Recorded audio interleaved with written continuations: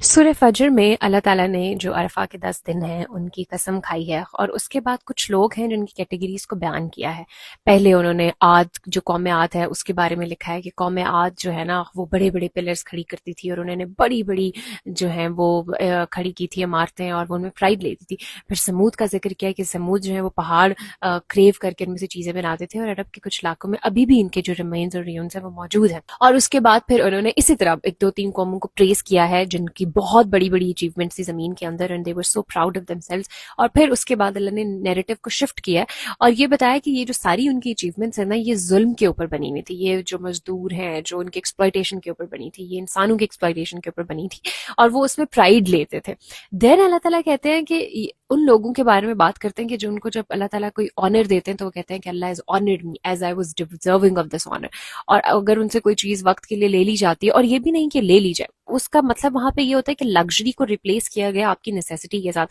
تو پھر وہ یہ کہتے ہیں کہ اللہ نے مجھے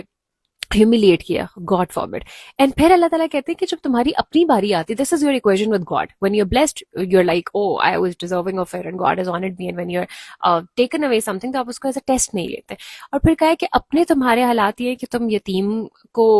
اس کی اس طریقے سے کفالت نہیں کرتے، اس کا خیال نہیں کرتے، اور تم مساکین کو کھانا کھلانے پھر ابھارتے نہیں ہو۔ یہ بھی نہیں کہا کہ تم کھلاتے نہیں ہو، لائک تم ابھارتے نہیں ہو، تم ایک دوسرے کو نیکی کے کام میں یا بھلائی کے کام میں ترغیب نہیں دیتے۔ اینڈ دین پھر اللہ تعالیٰ نے جو ظالموں جن کی شروع میں بات ہوئی تھی ان کے بارے میں کہا کہ ان کو اللہ تعالیٰ عذاب چکھاتا ہے، and he's always in observation، طاق میں رہتا ہے۔ طاق میں رہنے کا مطلب ہوتا ہے دیکھنا، چھوٹ دیتے رہنا، پتہ ہونا، آبزرو کرنا، اینڈ دین رائٹ ٹائم کے اوپر ہٹ کرنا جب وہ میسو ڈسٹرکشن کاز کر سکے۔ اوپریسڈ کا اللہ تعالیٰ نے یہ انجام بتایا، and it ends on one of the most beautiful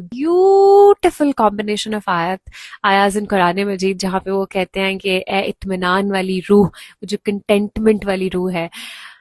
اللہ تجھ سے راضی ہے، تو اللہ سے راضی ہے، تو داخل ہو جا اس کی جنتوں میں۔ Like some people will be accepted as his slave, as his true and obedient sleeves.